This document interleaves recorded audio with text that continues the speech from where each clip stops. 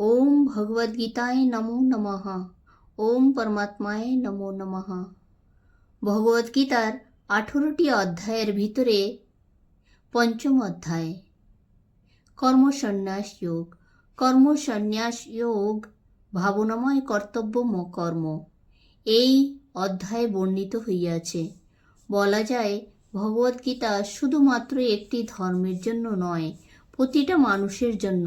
সুতরাং প্রতিটা মানুষ পাঠ করিয়া বা শুনিয়া বুঝে উচিত অনুচিত জ্ঞান প্রাপ্ত করেন। সেই ব্যক্তির জীবনে সুখ শান্তি ও সাফল্য লাভ করতে পারে। আজ তাই খুব বিশেষ এই ভিডিওটির মাধ্যমে আমি অনিমা পাল শ্রী ভগবদ্গীতার পঞ্চম অধ্যায়ে প্রয়োজনীয় শ্লোকের সাধারণ বাংলা ভাষায় আপনাদেরকে বলতে চলেছি, যা জানলে অর্থ বুঝলে সরল লাগবে। এখন বলবো তৃতীয় অধ্যায় কর্মযোগ বা চতুর্থ অধ্যায় জ্ঞানযোগ। যদি আগের ভিডিওটি শুনে থাকেন, অর্জুন একটা প্রশ্ন রেখেছিল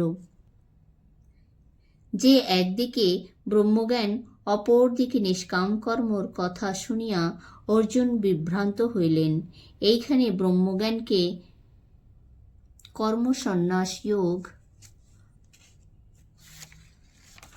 বলা হইয়াছে, আর নিষ্কাম কর্মযোগকে কর্মযোগ বলা হইয়াছে। তখন ভগবান শ্রীকৃষ্ণ বলছেন, ব্রহ্মজ্ঞান বা কর্মযোগ একই মঞ্জিল, তার রাস্তা আলাদা। তখন অর্জুন বললেন, ব্রহ্মজ্ঞান বা নিষ্কাম কর্ম মঞ্জিল এক। তখন আমি ব্রহ্মজ্ঞানের রাস্তার পথের অধিকারী হতে চাই। তবে আমাকে তুমি হে সখা নিষ্কাম কর্মযোগের ভিতরে যেতে বলছ, বা আমায় তুমি এই ভয়ঙ্কর নিষ্কামের ভিতরে কেন ফাঁসাচ্ছ?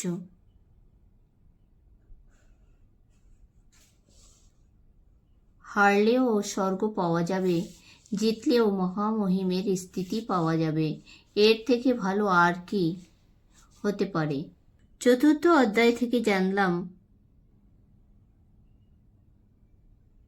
জ্ঞান যোগের মাধ্যমে ভগবান শ্রীকৃষ্ণ বললেন, আমি এক আবার বহু, আমার তোমার জন্ম অনেকবার হইয়া গিয়াছে। আমি নিষ্কাম কর্মের জন্য বাসুদেবের গৃহে জন্মগ্রহণ করিয়াছি। ব্রহ্মজ্ঞানের রাস্তা অনেক কঠিন, সবাই যেতে পারে না। এর কারণে তোমাকে নিষ্কাম কর্মের যোগের কথা বলিয়াছি। এইখানে তৃতীয় অধ্যায় বা চতুর্থ অধ্যায় একটু বলার কারণ যাতে ভালোভাবে বোঝা যায়। যদি বিস্তারিত জানার ইচ্ছে হয় তবে আগের ভিডিওটিতে পুরোপুরি দেওয়া আছে, বিস্তারিত জানতে পারবে। নতুন কিছু জানার ইচ্ছে হয় তাহলে কমেন্ট বক্সে অবশ্যই জানাবেন। পঞ্চম অধ্যায় থেকে বিশেষ কি শেখা যায়? অর্জুন বললেন, হে কৃষ্ণ, একবার তুমি কর্মত্যাগ করিতে বলিয়া পুনরায় কর্মযোগকে শ্রেষ্ঠ বলিয়াছ। অতএব ইহাদের মধ্যে কোনটি শ্রেষ্ঠ তাহা সঠিক করিয়া বলো।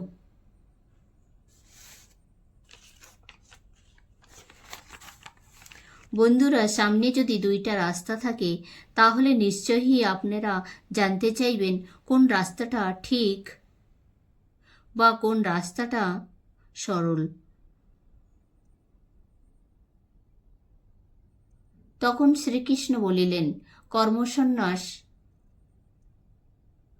ও কর্মযোগ দুটিই রাস্তা মোক্ষজনক, কিন্তু ইহাদের মধ্যে কর্মসন্ন্যাস অপেক্ষা কর্মযোগকে শ্রেষ্ঠ বলিয়াছে। যে ব্যক্তি দেশ এবং আসক্তি নাই, সুখ এবং দুঃখের উপর বিরুদ্ধ ভাব পোষণ করেন না, হে মহাবাহ, সেই ব্যক্তিই নিত্য সন্ন্যাসী, তিনিই অনায়াসে সংসার বন্ধন হইতে মুক্তি লাভ করেন। যাহারা কর্মসন্ন্যাস ও কর্মযোগকে ভিন্ন মনে করেন তাহারা মূর্খ। পণ্ডিতগণ তাহা বলেন না। কর্মযোগকে অনুসরণ করিলে কর্মসন্ন্যাসেও ফলাফল লাভ হয়। কর্মসন্ন্যাস যোগীদের যে গতি হয়, কর্মযোগীদেরও সেই গতি হয়। তাহার কারণ, যেমন মনে করেন একটা মন্দিরে যেতে হবে, তার দুইটা রাস্তা আছে, দুইটা রাস্তা দিয়ে যাওয়া যাবে মন্দিরে। তেমনি কর্মসন্ন্যাস হোক বা কর্মযোগ হোক, দুইটা রাস্তা দিয়ে আমরা সংসার বন্ধন হইতে মুক্তি লাভ করতে পারিব। ইহার কারণ বলা হইয়াছে, কর্মসন্ন্যাসীদের যেই গতি হয়, কর্মযোগীদেরও সেই গতি হয়। যে ব্যক্তি কর্মসন্ন্যাস ও কর্মযোগকে এক দেখেন, তিনিই প্রকৃতি জ্ঞানী ব্যক্তি বলিয়া জানিবেন। হে মহাবাহ, নিষ্কাম কর্মযোগের অনুষ্ঠান ছাড়া কর্মত্যাগ দুঃখের কারণ। কর্মযোগে সিদ্ধি লাভ করিয়া কর্মযোগী পরব্রহ্ম লাভ করেন। যেই যোগীদের মন শুষ্ক, আত্মজয়ী, ইন্দ্রিয়জয়ী ও সর্বজীবে সমজ্ঞানী ব্যক্তি কর্ম করিলেও কর্মে লিপ্ত হয় না। পদ্মপত্রে জল পড়িলেও যেমন তাহাতে জল লাগে না, তেমনই যিনি সকল কর্ম ব্রহ্মকে সমর্পণ করিয়া আসক্তিহীন মনে কর্ম করেন, তিনিও সেই রূপ কর্মে লিপ্ত হয় না। পদ্মফুল পুকুরে দেখা যায়, তার পাশেই থাকে বড় বড় পাতা। দেখবেন পাতা জলের ভিতরে থাকা সত্ত্বেও জল লাগে না। তেমনি যিনি সকল কর্ম ভগবানকে সমর্পণ করিয়া থাকে, কর্ম তো করেন, কর্মে লিপ্ত হন না।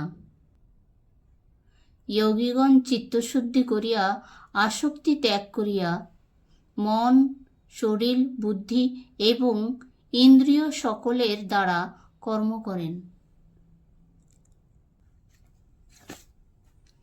যে ব্যক্তি ঈশ্বরের উদ্দেশ্য কর্ম অনুষ্ঠান করেন, তিনি কর্মফলে উদাসীন থাকার জন্য মোক্ষরূপ শান্তি লাভ করেন। যে সকল ব্যক্তি জ্ঞান দ্বারা অজ্ঞানতা নাশ হইয়াছে, তাহাদের জ্ঞান সূর্যের মতো পরম বস্তুকে প্রকাশ করিয়া থাকে। কর্মসন্ন্যাস ব্যক্তি সকল প্রাণীকে সমভাবে দেখেন। পশু, পাখি, মানুষ প্রভৃতিকে তাহারা শ্রী ভগবানের স্বরূপ দর্শন করেন। যে যোগী ব্রহ্মকে জ্ঞাত হইয়াছেন এবং যিনি ব্রহ্মই অবস্থিত থাকেন, তিনি প্রিয় বস্তু পাইলেও আনন্দিত হন না এবং অপ্রিয় কিছু পাইলেও দুঃখিত হয় না। হে কুন্তেয়, বিষয় জড়িত সুখ সমূহ দুঃখের কারণ। এই জন্য বিবেকবান ব্যক্তি তাহাতে লিপ্ত হয় না। যাহারা আত্মাতেই সুখ, আত্মাতেই আরাম, আত্মাতেই দৃষ্টি, সেই যোগী ব্রহ্মে অবস্থিত হইয়া ব্রহ্ম নির্বাণ লাভ করেন।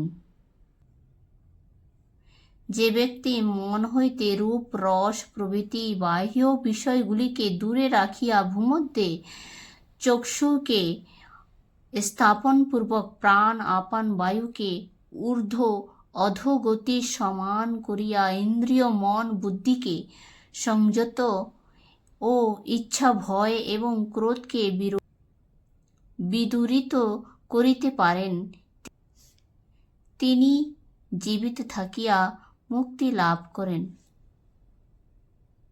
ভগবান শ্রীকৃষ্ণ বলিতেছেন, আমি যজ্ঞ ও তপস্যার ফল ভোগ করি, আমি মহান ঈশ্বর, সকলের বন্ধু। এই তত্ত্ব যিনি জানেন তিনি পরম শান্তি লাভ করেন। ভগবান এইখানে তপস্যা,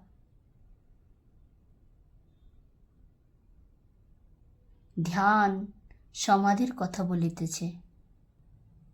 ইতি কর্ম সন্ন্যাসযোগ নামক পঞ্চম অধ্যায়।